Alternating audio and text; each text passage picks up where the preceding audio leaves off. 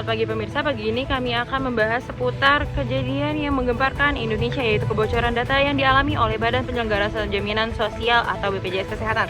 Seperti yang kita ketahui, BPJS memiliki 279 data peserta yang terdaftar sebagai pengguna BPJS, tetapi ujian keamanan ini dialami oleh BPJS tersebut sehingga informasi sensitif dari peserta pemilik BPJS diperjualbelikan pada forum hacker, yaitu seperti informasi riwayat penyakit maupun nomor induk kependudukan.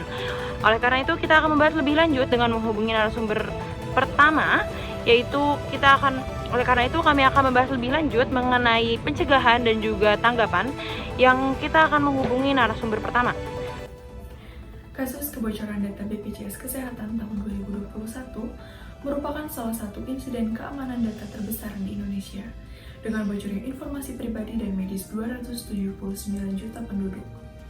Kejadian ini berdampak serius terhadap privasi individu, keamanan masyarakat, serta menurunkan kepercayaan publik terhadap BPJS Kesehatan sebagai lembaga pengelola data sensitif.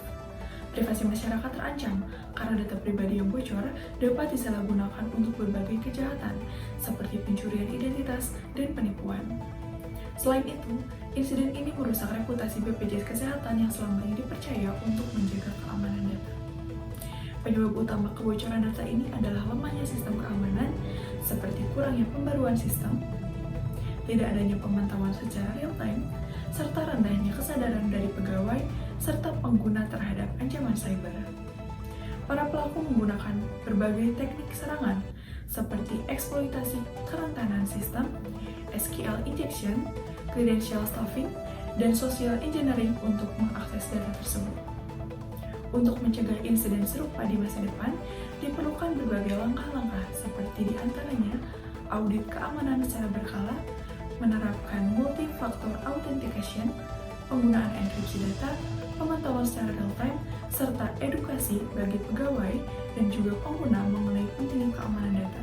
Bayangkan saja, selama ini kita sudah memberikan kepercayaan penuh kepada mereka untuk menjaga data-data penting kita. Ketika kejadian seperti ini terjadi, wajar saja kalau masyarakat mulai mempertanyakan kemampuan BPJS dalam melindungi informasi pribadi mereka. Kepercayaan yang sudah dibangun bertahun-tahun bisa hancur dalam sekejap. Kalau kita lihat dari sisi sistem keamanannya, ada beberapa hal mendasar yang perlu dibenahi. BPJS Kesehatan ini sepertinya belum memiliki sistem pengawasan yang berjalan secara terus-menerus dan real-time untuk memantau keamanan data. Ditambah lagi, cara mereka mengelola keamanan sistem masih belum maksimal, mulai dari bagaimana mereka merencanakan sampai bagaimana mereka merawat sistemnya. Kejadian ini seharusnya menjadi pelajaran berharga bahwa menjaga keamanan data itu bukan perkara sepele dan butuh perhatian serius dari semua pihak yang terlibat. Mungkin banyak yang bertanya gitu ya, apa teknik yang bisa dilakukan oleh pelaku dalam kasus kebocoran data BPJS ini. Teknik yang pertama itu bisa jadi ada eksploitasi kerentanan sistem. Ini teknik di mana si pelaku memanfaatkan celah keamanan IT dalam organisasi. Nah, pada kasus kebocoran data BPJS Kesehatan, pelaku itu berhasil mengakses data sensitif seperti nomor identitas dan alamat, karena servernya itu nggak terlindungi dengan baik, atau mungkin si server itu lupa update atau konfigurasi keamanan servernya emang kurang rapi aja gitu. Nah, biasanya kelemahan ini tuh muncul di perangkat lunak yang udah usang, atau enskripsi datanya minim, atau password yang gampang ditebak. Jadi apa sih yang bisa dilakukan? Yang pertama itu harus rutin update sistem. Terus yang kedua, itu harus pakai sistem deteksi ancaman seperti IDS atau IPS.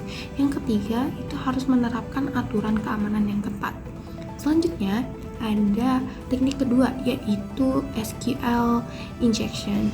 Serangan ini tuh memanfaatkan celah di aplikasi web yang kurang hati-hati dalam validasi input.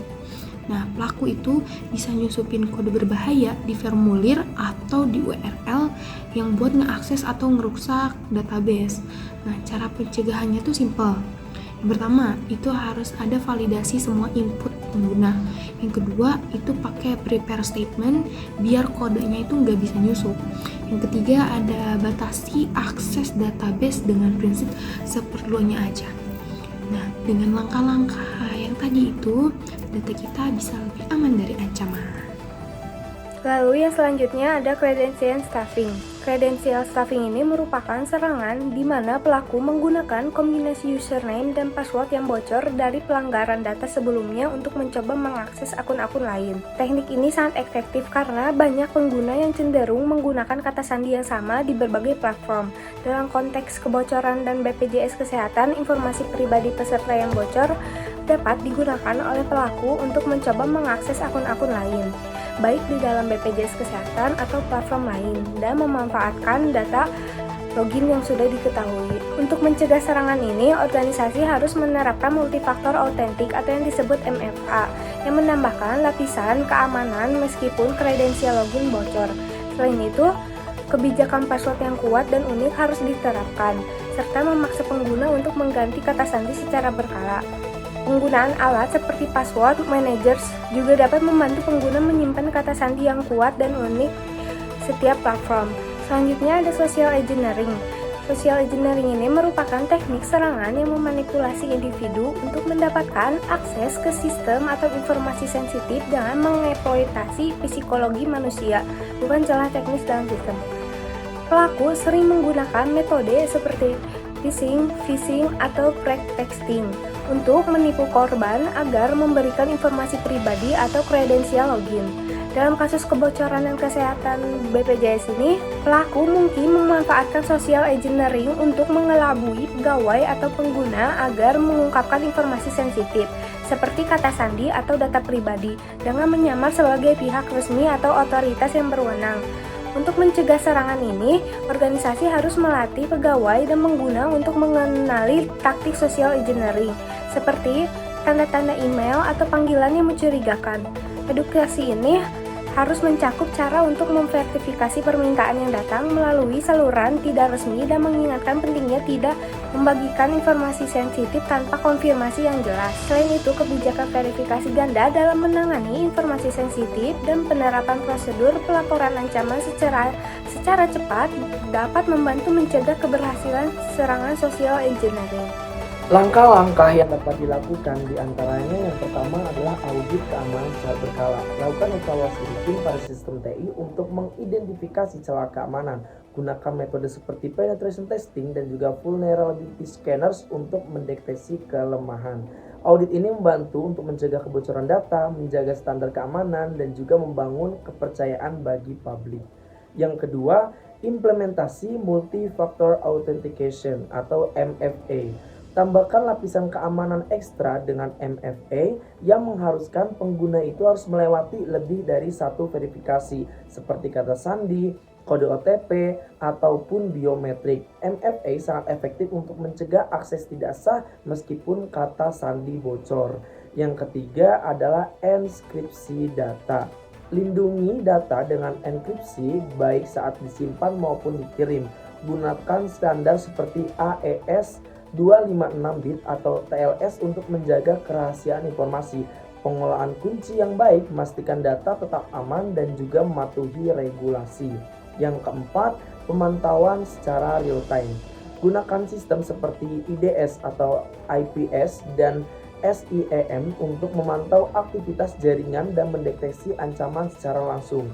Pemantauan ini memungkinkan respons cepat terhadap serangan dan meningkatkan kontrol atas sistem TI. Yang kelima, pentingnya edukasi pegawai dan juga pengguna.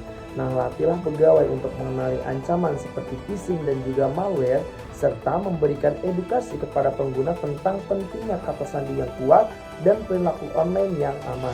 Kesadaran ini dapat membantu menciptakan budaya keamanan yang proaktif. Langkah-langkah ini saya menjaga keamanan data dan melindungi organisasi dari ancaman cyber.